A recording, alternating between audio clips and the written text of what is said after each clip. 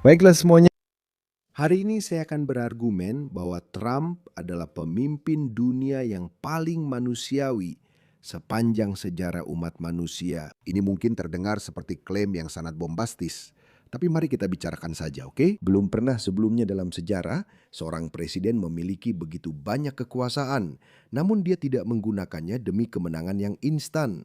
Trump saat ini bisa saja menjatuhkan bom di semua pulau yang mengelilingi Selat Hormuz untuk membukanya. Tapi dia tidak melakukannya. Kenapa? Kenapa dia tidak melakukannya? Pilih saja pemimpin dari era manapun dalam sejarah. Genghis Khan, dia pasti sudah mengebom mereka semua dengan nuklir. Julius Caesar, habis. Bahkan Roosevelt atau Harry Truman. Tapi bukan hanya Trump, itulah kekuatan moralitas Amerika. Maksud saya sering bertanya-tanya, jika saya memakai sudut pandang muslim saya, dan saya berpikir, oke, saya punya kekuatan untuk menghancurkan planet ini 6 kali. Apakah saya akan melakukannya atau tidak? Sebagai seorang muslim, ya Anda tahu seperti apa fanatik yang dihasilkan oleh Islam. Jadi ya, kenapa tidak melakukannya? Tapi Trump tidak melakukannya. Mungkin Anda bisa mengaitkannya dengan Amerika atau dengan cara negara itu diatur. Mereka tidak melakukannya. 140.000 orang tinggal di pulau itu, pulau yang panjang itu. Saya lupa nama pulaunya.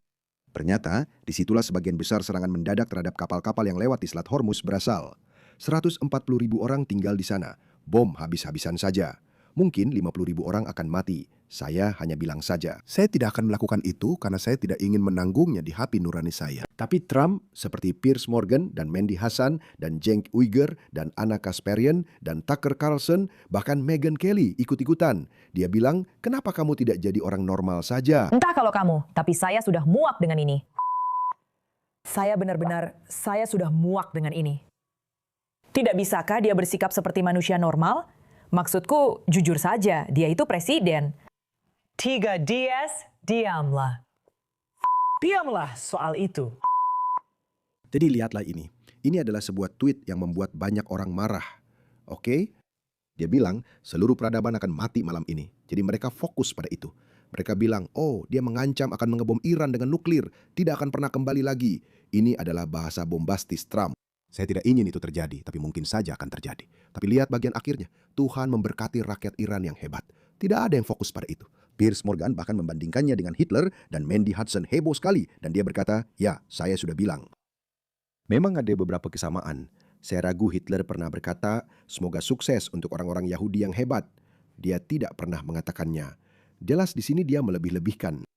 Sekarang mari kita dengarkan langsung dari Presiden Trump sendiri tentang mengapa dia benar-benar menggunakan kata-kata ini. Saya ingin bertanya kepada Anda, mereka punya kemampuan untuk berkata, mungkin saja ada ranjau. Dan jika Anda punya kapal, siapa yang mau ambil risiko? Anda tidak akan mau ambil risiko. Tuan, Presiden, saya ingin bertanya tentang itu karena Anda mengunggah sebuah tweet dan itu benar-benar menarik perhatian seluruh negeri seminggu yang lalu saat kami semua menunggu dan mengamati langkah Amerika Serikat selanjutnya.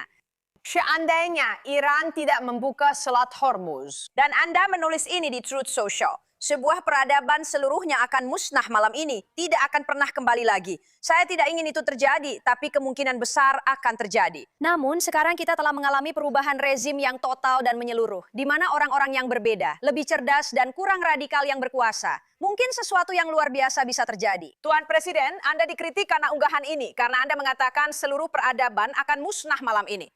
Apa yang ingin Anda katakan tentang hal itu? Dan apa yang bisa Anda sampaikan tentang langkah selanjutnya di sini? Apakah Anda berencana melakukan penghancuran lebih lanjut? Ya, saya tidak masalah dengan itu. Pernyataan itu membuat mereka mau duduk bersama. Kecuali satu hal yang saya percaya mereka akan menyerah. Saya yakin mereka akan segera menyerah pada hal itu sejujurnya. Karena itu tidak akan berhasil.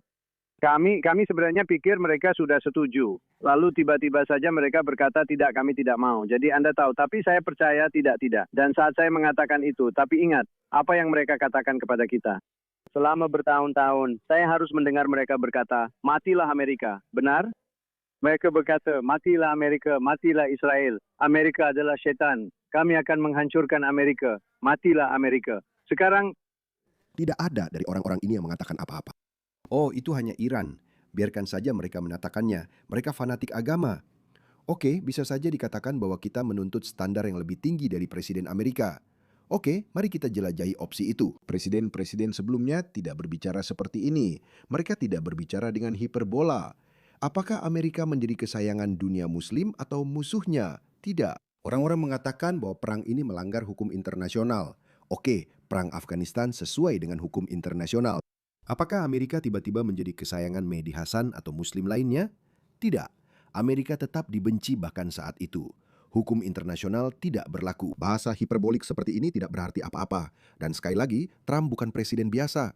Meghan Kelly bertanya, kenapa kamu tidak bisa jadi normal? Oh, sungguh Meghan Kelly? Apakah kamu baru tahu kemarin atau baru setelah tweet ini bahwa Trump tidak bisa jadi normal ketika dia membungkam kamu dengan komentar Rosie O'Donnell yang terkenal itu? Apakah kamu tidak tahu bahwa dia bukan tipe presiden atau calon presiden biasa pada saat itu? Kamu sudah tahu siapa dia, lalu kamu malah memujanya tepat sebelum masa jabatan keduanya.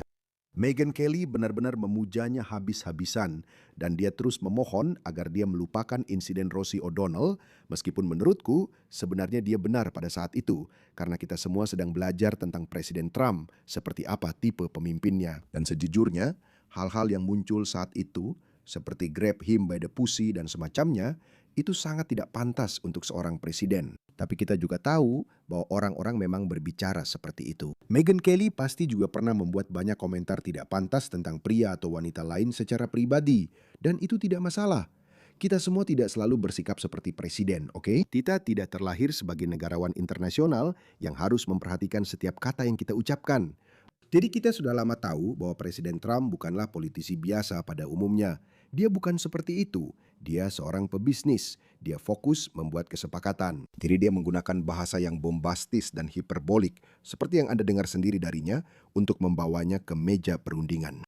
Sekarang izinkan saya memperluas argumen saya tentang mengapa dia adalah presiden yang paling manusiawi. Trump sangat egois. Ya, semua orang tahu itu. Dan menurut saya itu wajar saja. Orang-orang sukses tidak akan mencapai level tersebut jika mereka tidak memiliki kepercayaan diri. Jika mereka tidak bangga dengan pencapaian mereka. Atau jika mereka tidak mau berusaha lebih keras dibandingkan orang biasa seperti Anda dan saya. Jadi dia berhasil sampai di sana 2 kali. Dia mungkin akan bilang 3 kali, tapi mari kita anggap saja 2 kali. Dia berhasil sampai di sana 2 kali. Dia memang punya beberapa kualitas, oke? Dan beberapa kualitasnya yang mungkin tidak terlalu seperti seorang presiden, tapi kualitas-kualitas itu justru efektif baginya. Bagaimana dia bisa melepaskan semua itu sekarang? Apalagi sekarang dia tidak mencalonkan diri untuk masa jabatan ketiga. Ya, saya tahu, pemilu Sela akan segera datang, jadi dia pasti khawatir tentang itu. Tapi saya rasa dia tidak akan sekhawatir itu, seperti seorang presiden yang bisa sangat khawatir tentang memenangkan masa jabatan berikutnya. Ingat insiden mikrofon terbuka Barack Obama yang terkenal itu, saat dia berkata, "Oh, tunggu sampai saya memenangkan masa jabatan presiden berikutnya, lalu semuanya akan berbeda." Presiden Obama sedang jauh dari Washington hari ini, berada di Korea Selatan untuk menghadiri pertemuan puncak dengan para pemimpin dunia tentang keamanan nuklir. Tapi dia tidak bisa lepas dari urusan politik kepresidenan, apalagi setelah mikrofon yang masih menyala menangkap komentarnya kepada Presiden Rusia. Ini pemilu terakhir saya. Setelah pemilu nanti, saya akan punya lebih banyak keluasaan. Saya akan menyampaikan informasi ini kepada Vladimir. Dan itu adalah fenomena yang sudah dikenal. Presiden sangat berbeda di masa jabatan kedua mereka dibandingkan masa jabatan pertama. Jadi dia menggunakan bahasa yang hiperbolik untuk membawa mereka ke meja perundingan. Bukankah itu luar biasa? Trump, seegois apapun dia, tetap mau dipanggil dengan hinaan seperti Taco Trump. Trump selalu mundur, tapi tidak pernah benar-benar melaksanakan ancamannya. Bukankah itu luar biasa? Bayangkan saja, coba tempatkan diri Anda di posisinya. Jadi para pembenci Trump memanggilnya Taco Trump. Trump selalu mundur. Bukankah lucu kalau dia memang benar-benar mundur? Dia tidak melanjutkan ancamannya. Dia tidak mengakhiri peradaban Iran. Dia tidak membombardir mereka habis-habisan. Padahal dia bisa saja melakukannya. Dan dia mau menerima hinaan bahwa Trump selalu mundur. Jadi sekarang Trump bilang, oke, tahu tidak? Kita akan membuat blokade besar dan indah. Tidak ada yang masuk, tidak ada yang keluar. Dan itu tidak masalah. Karena banyak orang mengkritik bahwa kita membiarkan rezim Islam Iran terus mengirim minyak ke Tiongkok dan Jepang. Dan mungkin Singapura. Tapi tidak ke negara lain yang tidak mereka sukai. Jadi orang-orang mengkritik bahwa rezim Islam Iran menghasilkan banyak uang. Tapi di sisi lain, argumennya adalah setidaknya ada sebagian minyak yang kembali masuk ke pasar yang akan menstabilkan harga minyak. Bagaimanapun, biarkan saya akhiri argumen ini. Jadi bukankah itu luar biasa bahwa Trump tidak menepati ancamannya dan bersedia menerima hinaan seperti Taco Trump? Lihat, setiap kali dia tidak menindaklanjuti ancamannya, itu merusak kredibilitasnya. Orang-orang sudah tahu, kamu tahu, dia hanya berbicara secara berlebihan. Dia tidak akan melakukan apa-apa tentang itu. Lalu seiring waktu, ancamanmu jadi kehilangan efeknya, dan dia tidak keberatan dengan itu. Aku tidak tahu, seperti menurutku cepat atau lambat, dia akan terdorong untuk melakukan kampanye pengeboman besar-besaran terhadap infrastruktur sipil, karena cepat atau lambat mereka harus menyerah karena Trump memegang semua kartu. Terus bom mereka. Amerika bisa melakukan ini. Seperti yang dikatakan Captain America, aku bisa melakukan ini seharian. Amerika benar-benar bisa melakukan ini. Kita memang punya cukup minyak. Kita bisa mengekstrak lebih banyak minyak. Yang perlu kita lakukan hanyalah mengatur ulang jalur pasokan kita. Amerika sedang memompa lebih banyak minyak. Saya tidak tahu, sekitar 150 kontainer minyak lainnya sekarang sedang menuju Teluk Amerika. Dan ini bisa membawa sedikit stabilitas pada harga minyak. Itu saja. Itu satu-satunya kartu kecil yang dimiliki orang Iran. Saya yakin Anda sudah mendengar bahwa semakin lama konflik ini berlangsung, semakin buruk dampaknya bagi ekonomi global. Tidak, ada argumen lain juga tentang itu. Semakin lama ini berlangsung, dunia akan menyesuaikan diri karena dunia selalu bergerak maju. Dunia tidak pernah berhenti berputar. Kita akan menemukan lebih banyak minyak, kita akan menyesuaikan diri di suatu tempat. Jadi orang Iran tidak memiliki pengaruh sebesar yang mereka kira. Jadi menurut saya, Trump adalah presiden yang paling manusiawi. Dia bisa menghancurkan Iran berkali-kali, tapi dia tidak melakukannya. Tapi saya khawatir para fanatik agama Islam yang menyedihkan di Iran ini, mereka telah salah perhitungan. Dan yang paling utama, mereka punya kompleks martir. Para fanatik ini akan jatuh dan menyeret seluruh negara bersama mereka, seperti yang dilakukan Hitler. Hitler bisa saja menyerah. Hitler bisa saja menyerah, tapi dia tidak melakukannya. Dia berkata, bertarung sampai orang terakhir. Itulah yang dilakukan para fanatik ini. Saya benar-benar berharap Presiden Trump tidak mundur. Dia terlihat cukup tenang dalam wawancara itu. Dia melakukan gaya bicaranya yang biasa. Saya rasa saya juga sudah belajar dari dia. Jadi saya benar-benar berharap Trump tidak mundur. Saya benar-benar berharap Selat Hormuz diamankan dan kemudian kita bisa memberikan lebih banyak tekanan pada rezim Islam.